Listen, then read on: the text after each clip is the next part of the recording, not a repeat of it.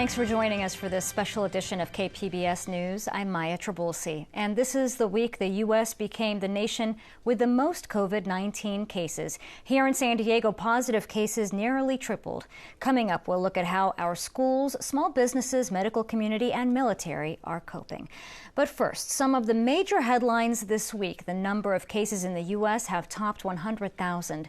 The latest piece of federal stimulus has been passed by Congress at a cost of more than $2 trillion.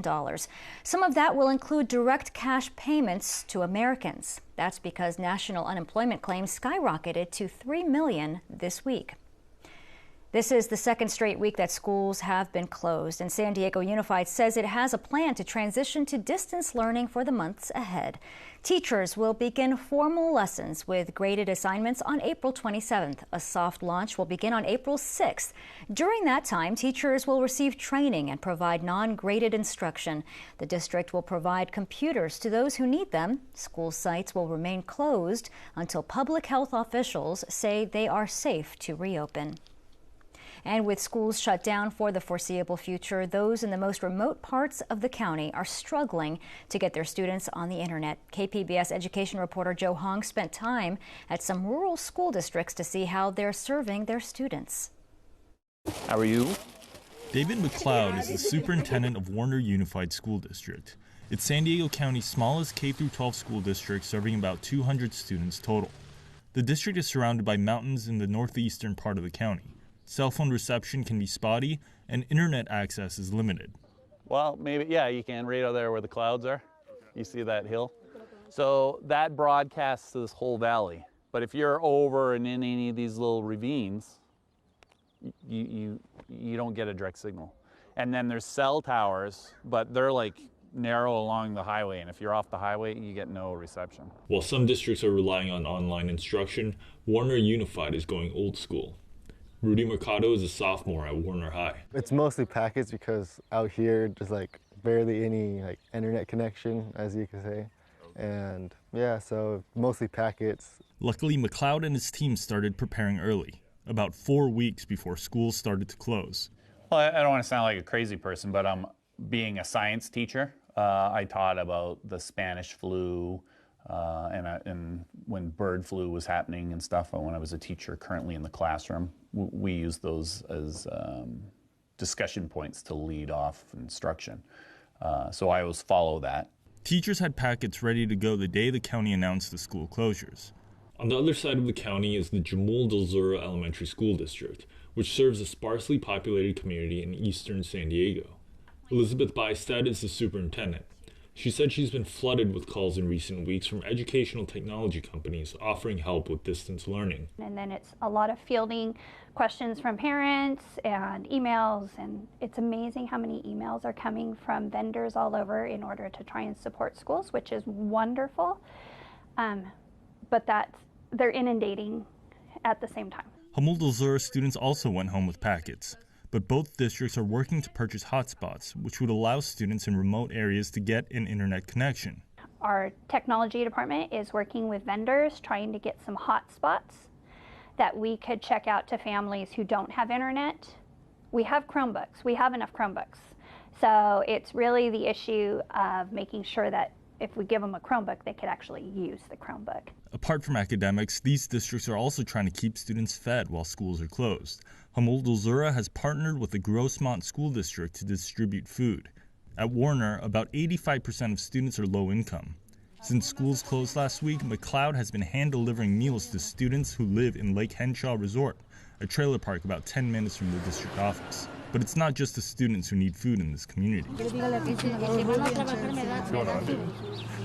So it's just so many people from the community are like, hey, could you give us food too? So.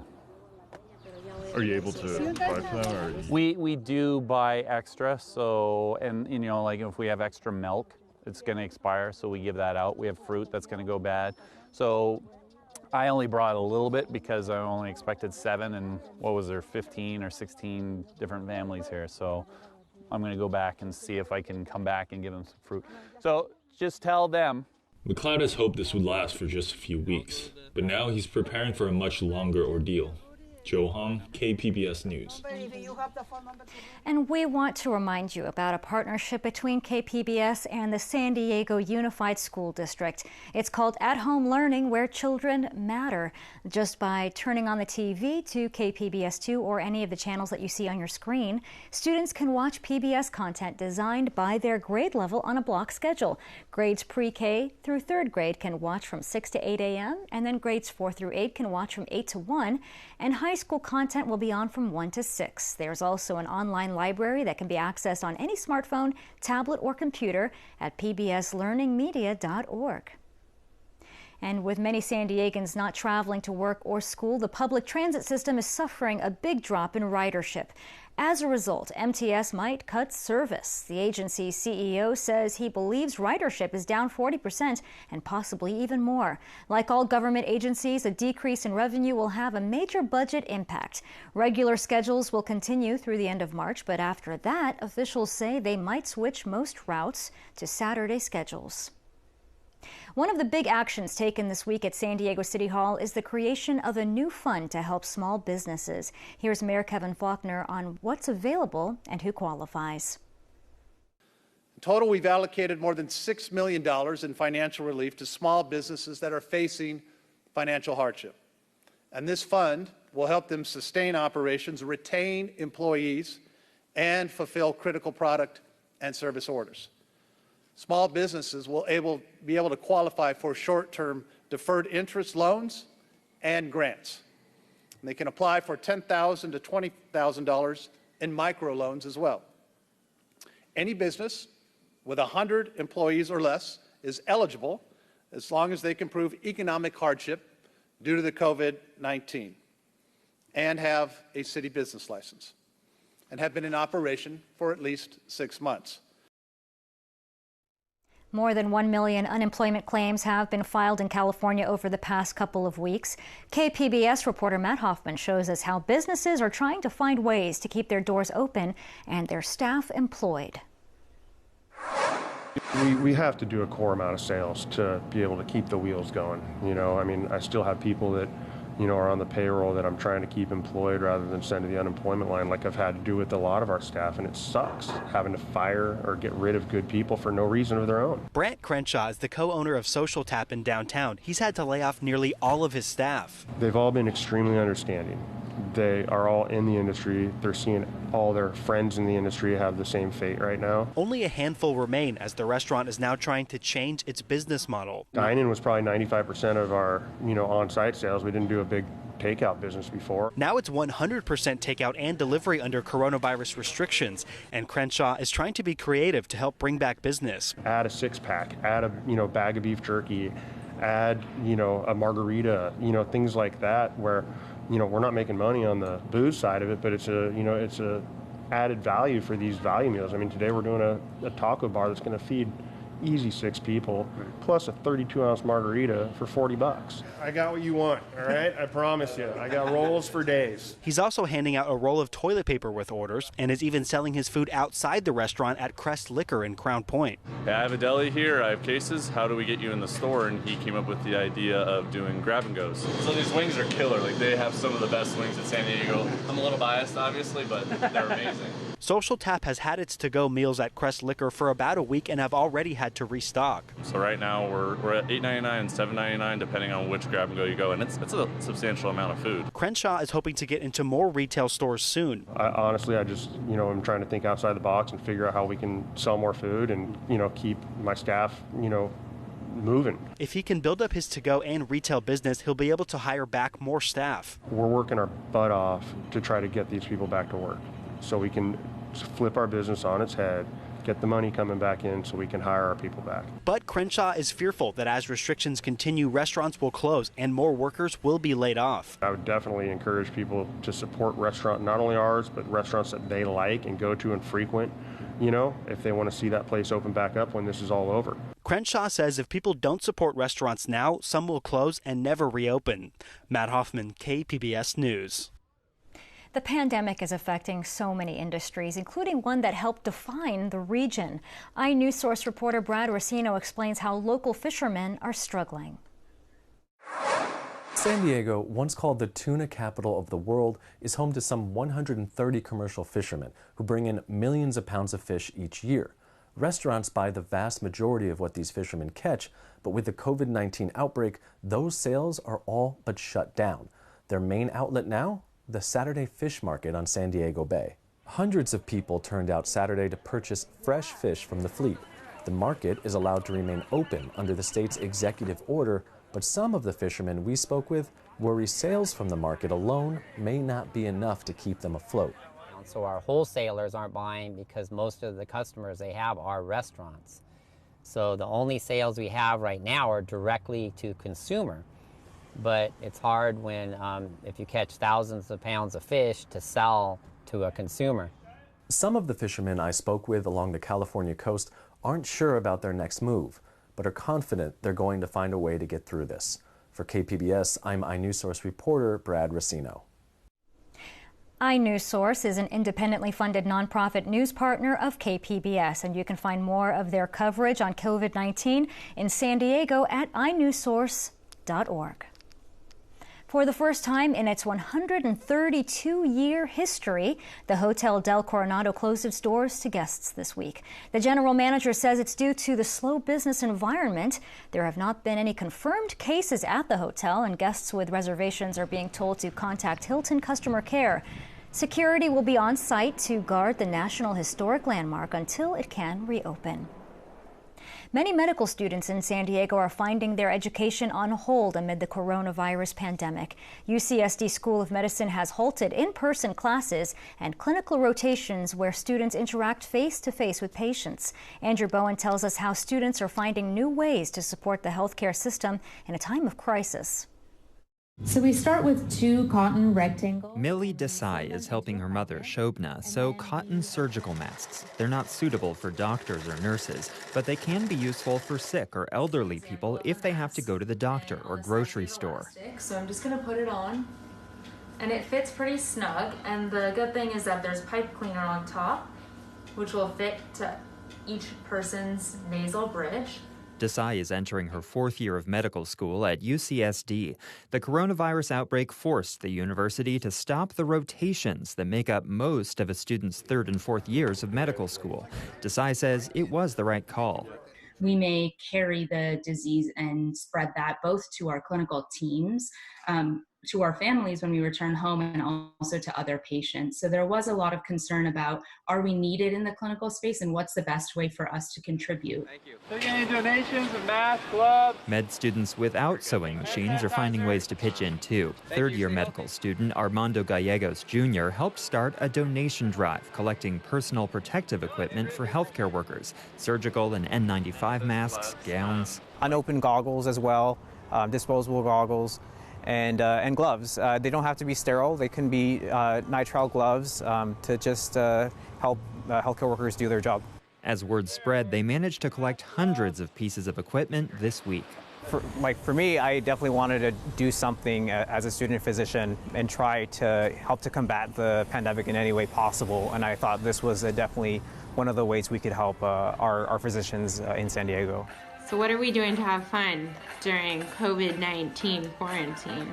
We're just doing some fun stuff inside. Caitlin Breen is about to start her residency at Rady Children's Hospital. She's been doing childcare for a physician she used to work with, going on bike rides, making obstacle courses. The 9-year-old she's watching has been learning piano from an app. She can already play some chords. She's using both left and right hand. I'm thoroughly impressed and had TikTok and We Are the Champions stuck in my head all night last night. Breen and some other classmates helped organize an online portal to match med student volunteers with healthcare workers who need help with childcare, grocery runs, or other errands. She says being a doctor is stressful under normal circumstances. Now, it's even worse. Really, from any level of the healthcare system, from your urgent care visit to your last line ICU, everyone is all hands on deck right now, and the kids are at home, so there's obviously that need where there hasn't really been before. Other students are calling patients to prepare them for telehealth visits or helping write patient discharge orders.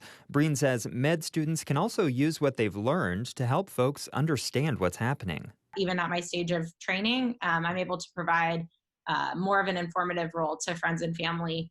And I've really tried to adopt that role and embrace it and pass out, the message of why it's important, why we're doing what we're doing, why social isolation and all of these things that we're doing can actually make a difference.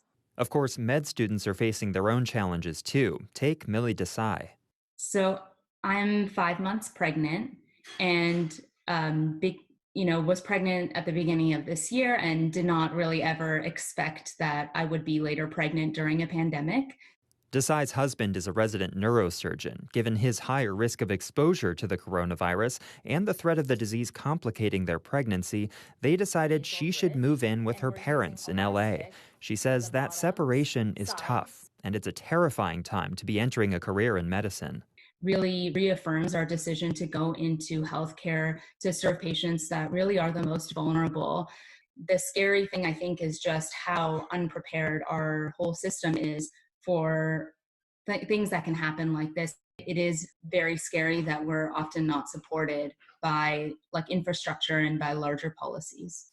Where doctors are finding some support, though, is among their future colleagues. Andrew Bowen, KPBS News. Even as California shelters in place due to the coronavirus, the U.S. military is scrambling to deal with the COVID-19 pandemic as more confirmed cases are reported. More now from KPBS military reporter Steve Walsh. The Navy continues to announce more restrictions for bases around the country to stop the spread of COVID-19. Even so, unlike so many businesses in Southern California, parking lots at Naval Station San Diego were still full the day the hospital ship USNS Mercy departed. Came here with the family, my in-laws, parents, and our son. Julio Quintana was among a handful of family members who were still allowed to go on the dock to watch their loved ones leave for L.A., where the ship and its crew will back up local hospitals strained by the virus. You always have worries and concerns regardless when family departs, but, all in God's hands, man. So, and, greatest Navy in the world. The military's response to the pandemic can seem uneven at times. The Navy has suspended most recreational activities and events. The commissaries are still open, but they are allowing people in just a few at a time. Barber shops are shut down. However, thousands of Marines are continuing to train in Yuma, Arizona, despite at least one Marine at the base there testing positive. Exercises like this one, filmed last year, are deemed essential and are still going on. We need to close it up and consolidate forces a little better. The Marines at Camp Pendleton are still conducting exercises with the air wing at nearby Marine Air Station Miramar, despite having positive tests at both bases. Spokespersons say the bases are isolating those who test positive and quarantining everyone they came into close contact with. Some morning formations are canceled, while others are still going ahead. This even though Governor Gavin Newsom ordered Californians to stay at home. We direct a statewide order for people to stay at home. That directive goes into force and effect this evening, and we are confident that the people of the state of California will abide by it. They'll do the right thing. The Navy and Marines are telling non-essential personnel to work from home, but it's up to local commanders to determine who is essential, says the head of the Navy, Michael Gilday, in a Pentagon briefing. We really do trust the judgment of our commanders, and so we're giving them broad authorities to do what they think they need to do to remain on mission and take care of people. While the Navy encourages bases to listen to local authorities, it also put out guidance that makes it clear the Navy isn't required to follow these orders, nor are federal contractors like NASCO, a shipbuilder in San Diego, where the parking lots remain just as packed.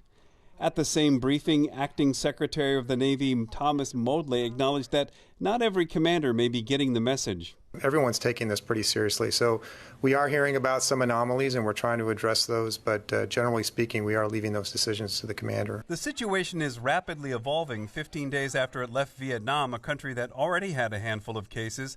3 sailors aboard the San Diego-based aircraft carrier USS Roosevelt tested positive. The first cases aboard Navy ships. The Navy hasn't determined whether the virus came from the port visit or possibly from one of the aircraft that arrived. Virtually all port visits have now been suspended for the roughly 100 ships deployed at sea. The Roosevelt has been sent to Guam. Every one of the 5,000 sailors is now being tested for the virus. though the vast majority of ships don't have coronavirus testing kits. Before the Mercy departed for L.A., the head of the Navy Medicine West, Rear Admiral Timothy Weber, was asked why more sailors haven't been tested. Navy medicine, military medicine follow CDC guidelines, and CDC guidelines don't say test everyone. New numbers show the Navy and Marines have the highest infection rates among the services. New restrictions are expected. Steve Walsh, KPBS News. And the city and county have some helpful resources for information. The city of San Diego has a special page on its website. That's where you can find details on stay-at-home orders, relief for small businesses, and the recently enacted moratorium on evictions. The county also has a special coronavirus page. That's where you'll find updated numbers on local cases, details on how to sign up for text message alerts, and information on the 211 non-emergency line. And a lot of people during this time are having trouble feeding their pets as well. KPBS reporter John Carroll shows us how the Humane Society is helping. Here for some dog and cat food? Dog? In front of the Humane Society, volunteers and staff are living up to the Society's name by doing something truly humane for our four-legged friends. So we're here as a resource and as a safety net for our community. We want to keep pets out of the shelter, so we're here providing pet food daily from 10 a.m. to 4 p.m. to any family that is short of that resource. I'll do one big bag for you guys. The Humane Society program that Geraldine Da Silva heads, PAWS San Diego, typically helps low-income people with their pet food and supply needs. But now the need has grown because in many places the shelves are empty. Either the lines are long and we have 5 kids at home, or there's no dog food, no cat food at the Walmarts. Yeah. You know, if you're not there just in time to get it, it's gone. Hi, here for some food? Animal care specialist Cassie Edmond is usually inside working at the Humane Society. Today she's outside and loving it. I feel like I'm making a difference today and just helping people that really need it. You know, some people can't go out and go to Walmart and stand in line, so we're their resource and helping them out. As long as their stockpile holds out, the Humane Society will continue giving out food every day between 10 and 4. The Humane Society is distributing pet food and supplies at more than just its 3 campuses here in San Diego and Oceanside and Escondido. They're also sending out those supplies to the San Diego Food Bank, to Elder Help, and to the San Diego Unified School District, and they are then distributing those supplies. Yet another way that the community is coming together in the age of COVID-19. John Carroll, KPBS News. We've all had to make adjustments to our daily lives to try to stop the spread of coronavirus, but some have also had to make last-minute changes to some major life events, like weddings. This past weekend, the mother of KPBS photojournalist Andy Ducleth got married. KPBS reporter Priya Sridhar shows us how to do a wedding in the middle of a global pandemic. I gotta call Sandra. We better get back to attending some business. But it's supposed to be one of the most important days of your life. Well, we're getting married. But today, Beatrice Castaneda and her soon-to-be husband, Rick Keene, have had to modify their celebration. Obviously, we're affected by the coronavirus issue, so we've got our family and friends online. The couple had planned a small gathering, but with news of the coronavirus spreading across the globe, they quickly realized that putting their loved ones at risk by flying to attend the ceremony wasn't a good idea. Instead, they set up a Zoom call. Almost 45 family and friends from Mexico, Colorado, California, and even Italy logged in to witness and celebrate. Rescheduling our wedding would have been really hard for them. So this is the best we could do, and it's so wonderful to have technology. So they are with us here.